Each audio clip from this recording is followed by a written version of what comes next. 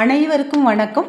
March 20 வருகிற சந்திர தரிசனம் பார்த்திங்கன்னா, சுக்கிர சந்திர தரிசனம். அதாவது வெள்ளிக்கிழமையில் வருகிற முக்கியமான ஒரு சந்திர தரிசனங்க. இன்றைக்கி நம்ம பிறைய கண்களால் காண்றதுனால அதுவும் எல்லார் கண்ணுலையும் பற்றாது. முக்கியமாக நீங்கள் பார்த்துட்டிங்கன்னா உங்களை போல் ஒரு அதிர்ஷ்டசாலி கிடையவே கிடையாது அப்படின்னே சொல்லலாம். ஏன்னா நம்ம நினச்சிக்கிட்டே இருப்போம், அந்த டயத்தை நம்ம மிஸ் பண்ணிடுவோம், இல்லை ஏதாவது ஒரு வேலையாக போயிடுவோம், கண்டிப்பாக அதை மறந்துடுவோம். அதை கரெக்டாக ஏதாவது ஒரு நினப்பு வச்சு நீங்கள் மொபைலில் கூட ஒரு அலாரமாக வச்சுக்கலாங்க. வச்சுக்கிட்டிங்கன்னா கரெக்டாக அந்த நேரத்துக்கு போயிட்டு நீங்கள் அதை கரெக்டாக அந்த டைமுக்கு பார்த்துடலாம்.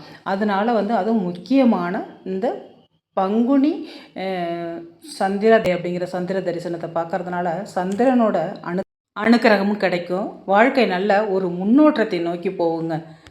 தொட்டதெல்லாம் தொடங்கும். அதே போல் நம்ம செய்கிற நல்ல காரியங்கள் வளர்ந்துக்கிட்டே இருக்கும். அன்னைக்கு ஒரு பேப்பரில் ஒரு வெள்ளை பேப்பர் எடுத்துக்கோங்க. நீங்கள் பூஜை அறையில் நிறைய உங்களுக்கு எழுதி வைக்க சொல்லியிருப்பேன். அதே போல் ஒரு நோட்டில் நீங்கள் ஒரு வெள்ளை பேப்பர், அது மாதிரி பூஜை அறையில் வைக்கிற பேப்பராக இருந்தாலும் சரி, வேறு பேப்பராக இருந்தாலும் சரி, ஒரு வெள்ளை பேப்பரை எடுத்துக்கோங்க. அதில் மேலே லாபம் அப்படின்னு சொல்லிட்டு எழுதிடுங்க. அடுத்ததாக தினம் தினம் பணம் வசி வசி அப்படின்னு எழுதுங்க. கடைசியாக சுபம் அப்படின்னு சொல்லிட்டு எழுதி முடிச்சிருங்க.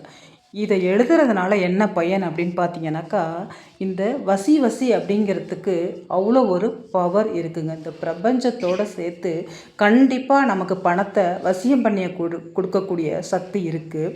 அதனால் இந்த பேப்பரில் நீங்கள் இதை எழுதிடுங்க. மேலே ஃபஸ்ட்டு லாபம்னு எழுதிடுங்க. அடுத்தது தினம் தினம் பணம் வசி வசி, பணம் தினம் தினம் எனக்கு வசியப்படுத்தணும், சேரணும் அப்படிங்கிறது தான் இதுக்கு அர்த்தம். அதனால் அது மாதிரி எழுதிடுங்க. ஒரு அரை ஸ்பூன் அதில் சோம்பு எடுத்துக்கோங்க. சோம்புக்கு பணத்தை ஈர்க்கக்கூடிய சக்தி அவ்வளோது இருக்குங்க. அது யாருக்குமே தெரியாது, யாரும் சொல்லவும் மாட்டாங்க. அதனால் இந்த சோம்பை அந்த பேப்பர் எழுதுனீங்கல்ல, அந்த பேப்பர் மேலேயே அந்த சோம்பை வச்சுருங்க.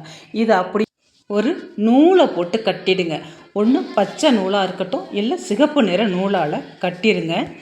பூஜை அறையிலையும் கூட வச்சு நீங்கள் வழிபாடை செஞ்சுட்டு, இல்லை கையிலே வச்சுக்கிட்டு நீங்கள் வழிபாடை செய்யலாம். எனக்கு தனம் தானியம் சேர்ந்துக்கிட்டே இருக்கணும், பணம் சேர்ந்துக்கிட்டே இருக்கணும், நல்ல வளமான ஒரு வாழ்க்கை கிடைக்கணும் அப்படின்னு சொல்லிட்டு கண்ணை மூடிட்டு நல்லா வேண்டிக்கிட்டு இதை எடுத்துகிட்டு போய் அப்படி இதை நீங்கள் பணம் வச்சு எடுக்கக்கூடிய பீரோவால் இருந்தாலும் சரி, லாக்கராக இருந்தாலும் சரி, மணி ப்ரெஸ்ஸாக இருந்தாலும் சரி, ஹேண்ட்பேக்காக இருந்தாலும் சரி, நீங்கள் எதில் பணம் வச்சு அதிகமாக எடுப்பீங்களோ அதில் வச்சுடுங்க. இதை அப்படியே இருக்கட்டும். அடுத்த மாத 3ஆம் பிறை அன்னைக்கு இதே வழிபாட்டை நீங்கள் செய்யுங்க.